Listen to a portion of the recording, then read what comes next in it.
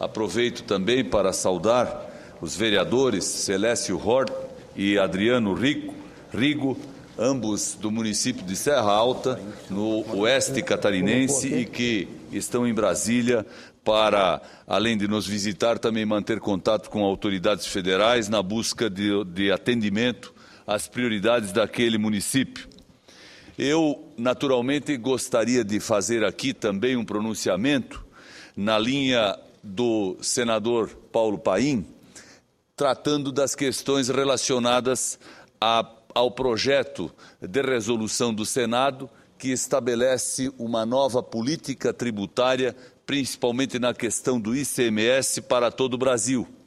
Mas vejo que a Comissão de Assuntos Econômicos ainda debate o assunto, ainda discute o problema, e nesse instante em que observo a entrada da senadora Vanessa Graziotin no plenário, minha querida conterrânea, que representa o estado do Amazonas, eu fico me perguntando, o que eu posso dizer aqui, senhor presidente, quando o Amazonas e o norte do país reivindicam algo que me parece justo, ou seja, a preservação das oportunidades e das possibilidades de desenvolvimento industrial e econômico daquela região, que sempre foi uma preocupação dos governos de todos os tempos no Brasil.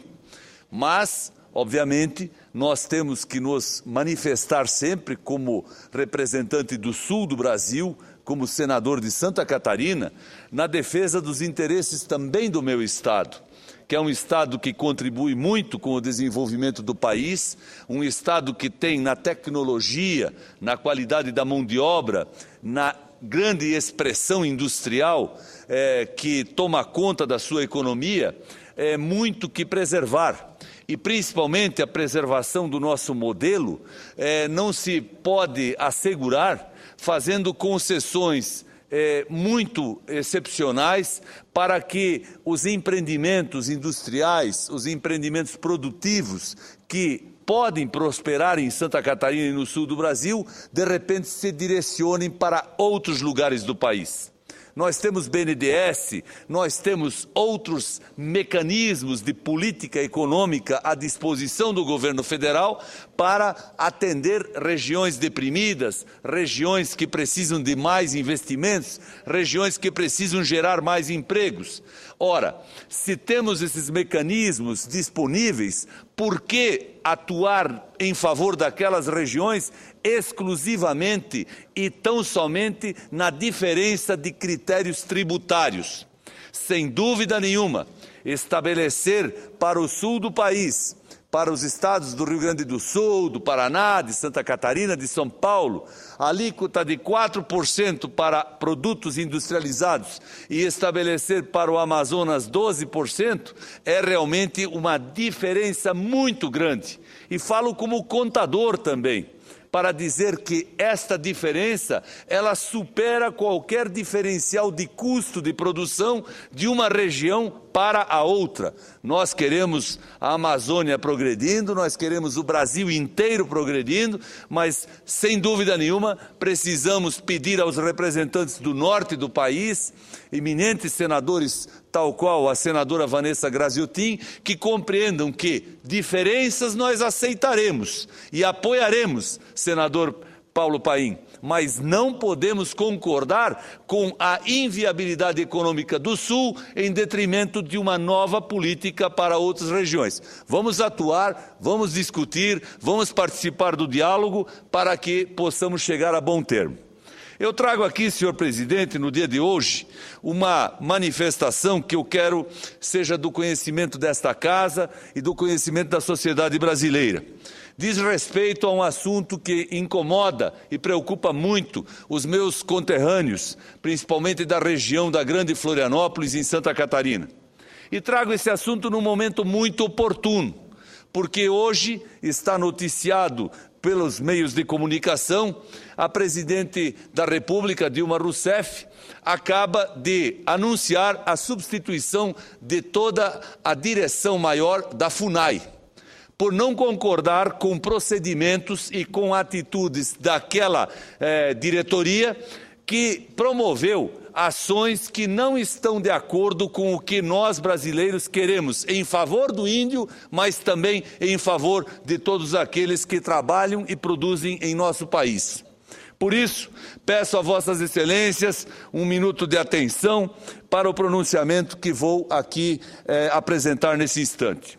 Senhor Presidente Rubem Figueiró, senhoras senadoras e senhores senadores, Palhoça situa-se em uma região muito especial de Santa Catarina, distante poucos quilômetros da capital, Florianópolis. Às margens da BR-101, a cidade está no entroncamento que liga o magnífico litoral catarinense, espraiado por uma das mais encantadoras porções do Atlântico Sul, a sedutora serra que abriga Lages, entre outras belas e bucólicas comunidades catarinenses, que inclusive nos dias de hoje e amanhã estão vivendo o maior frio do inverno deste ano. Com menos de um século na condição de cidade, cuja elevação ocorreu apenas em 1919, depois de longo processo colonizador, Palhoça é uma localidade francamente promissora. Nas últimas 2 décadas, duplicou sua população, que alcança hoje cerca de 140 mil habitantes. Os moradores do município dedicam-se majoritariamente ao setor de serviços, embora mantenham uma indústria considerável e um modesto, mas decidido e compenetrado segmento agropecuário. Há alguns anos, no entanto, a partir da portaria número 771 de 2008 do Ministério da Justiça, parte dessa pacífica e progressista sociedade passou a sofrer com a iminência de ver muitos de seus cidadãos expulsos de área que ocupam há várias décadas. Assinada pelo então ministro Tarso Genro, hoje governador do Rio Grande do Sul, a portaria só tem gerado problemas e dissabores. Concebida pelo quadro técnico da Fundação Nacional do Índio, FUNAI, e do próprio Executivo, a portaria ministerial, mesmo antes de sua homologação pela Presidente da República, causa temor e desconforto para a comunidade do Morro dos Cavalos. Nada menos do que 77 famílias da Enseada do Brito, do Maciambu Pequeno e da Praia de Araçatuba, no sul do município de Palhoça, encontram-se verdadeiramente atormentadas. São dezenas de pescadores, maricultores e pequenos proprietários rurais, alguns representando a quinta, vejam bem, a quinta geração de moradores no local, que se veem na iminência de serem expulsos de suas terras e completamente privadas de seus meios de subsistência. Essa boa gente catarinense, brasileira, portanto, sente-se acuada, senhor presidente. E é preciso que as autoridades, notadamente do Poder Executivo Federal, levem em conta uma situação que se agrava a cada dia, gerando tensão em área historicamente tranquila. Conforme denúncia da comissão que reúne moradores das comunidades atingidas, os índios Guarani da etnia Mbiá do Morro dos Cavalos são oriundos do Paraguai, isso mesmo, do vizinho Paraguai. Não são como os indígenas lá do Amazonas, senadora Vanessa, que são da Amazônia, são brasileiros. Os índios que estão nessa localidade de Santa Catarina vêm do país vizinho, Paraguai. Segundo a mesma comissão, a Fundação Nacional do Índio do Brasil seria a responsável direta pelo traslado desses autóctones paraguaios no ano de 1994, com o fim específico de viabilizar a demarcação ora contestada. Aliás, na notícia que eu li hoje nos jornais, a presidente Dilma exatamente promoveu o afastamento de diretores da FUNAI porque pesa contra eles a denúncia de terem promovido a busca de descendentes e de indígenas de outros lugares para lugares que quiseram transformar em reservas no Brasil. E isso, obviamente, não é um procedimento que se deva considerar adequado.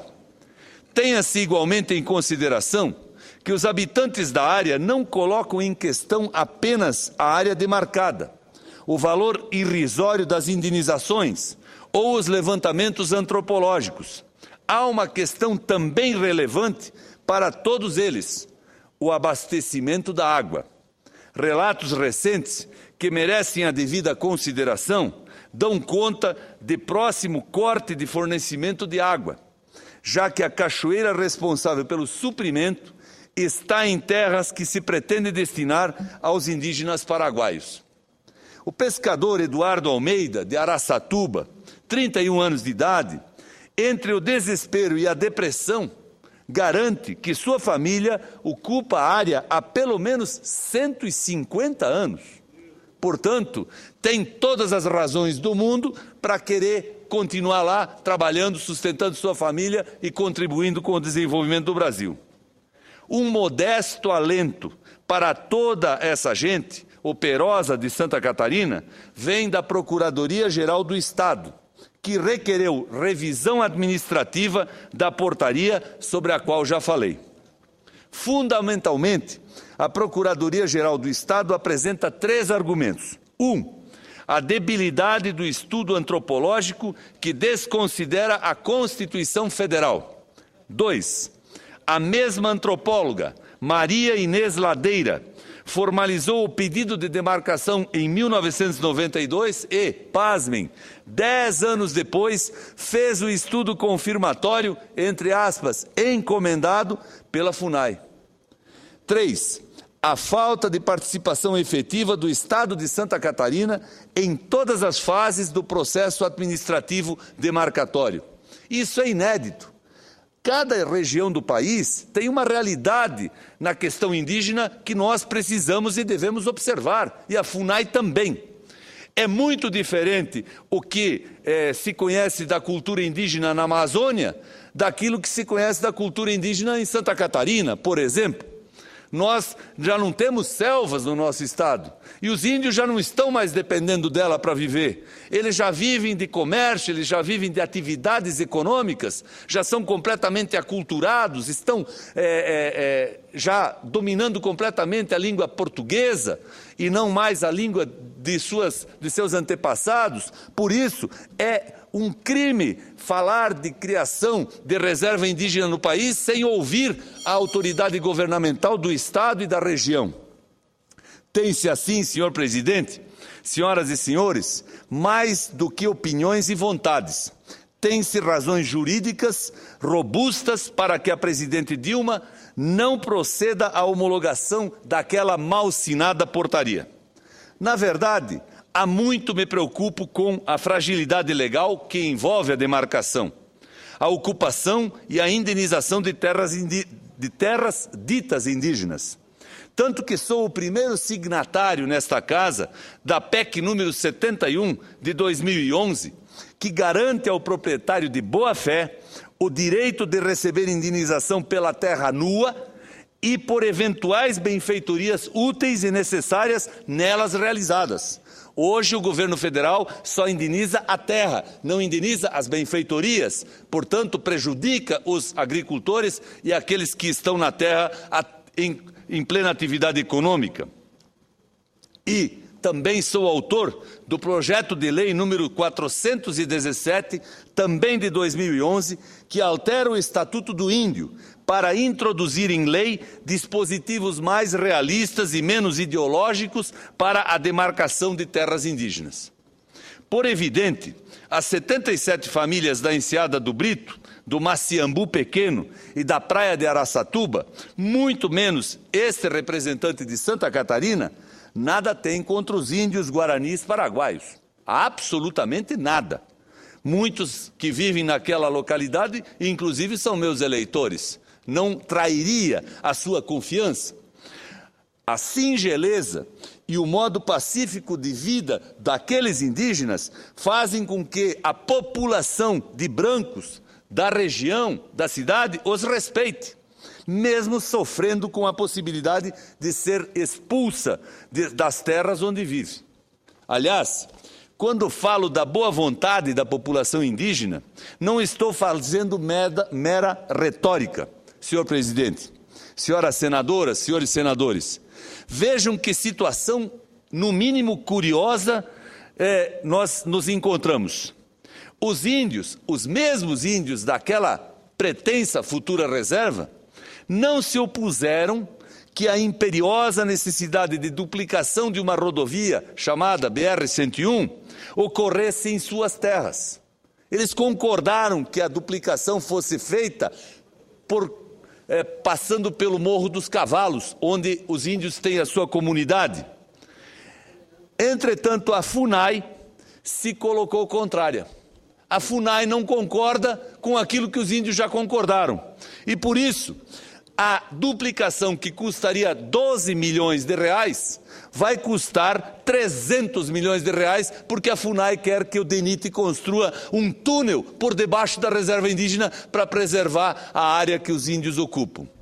Como eu já disse, aqueles índios não vivem da selva, aqueles índios não vivem da extração vegetal, aqueles índios vivem como uma comunidade pacífica, ordeira, contribuinte do desenvolvimento de Santa Catarina e realizam várias atividades lá, inclusive, senhor presidente, existe uma escola que eu tive a oportunidade de viabilizar e ver erguida para os índios na época em que fui vice-governador do estado, quando o Brasil completava 500 anos de sua história. Portanto, não há nenhum problema, nem dos índios conosco, nem nós com os índios. Pelo contrário, o problema é a FUNAI. E a FUNAI não pode fazer esse tipo de atuação que prejudica a economia e prejudica a sociedade. É certo que todos desejamos que os indígenas encaminhem suas vidas da melhor forma possível, obtendo a assistência e o acompanhamento que a Constituição e as leis do país garantem a eles. Contudo, o que não se pode admitir é o prevalecimento de manobras escusas, de interesses ideológicos fragmentários evidentes que visam a desalojar e a lançar à própria sorte habitantes tradicionais de uma região por mero voluntarismo ideológico.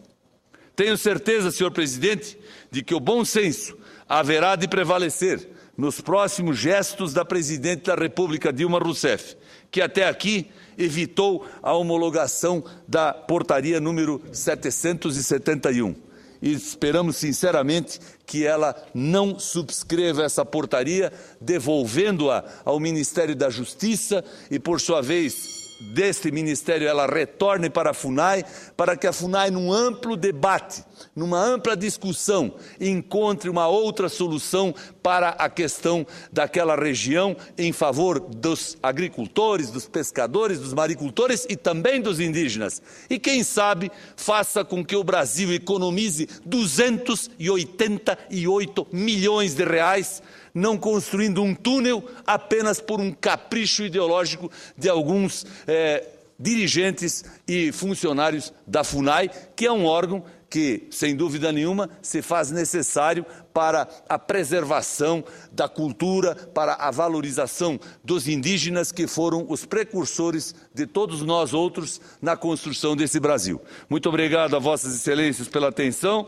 e pela oportunidade. E encerro dizendo mais uma vez à senadora Vanessa Graziotin, a Amazônia conta conosco, mas ela não precisa fazer com que nós fiquemos com receio de perder empresas, empregos. Pelo contrário, nós queremos fazer em parceria, juntos, pelo Brasil maior, pelo sul do Brasil, pelo norte, pelo nordeste, por todas as regiões. Muito obrigado.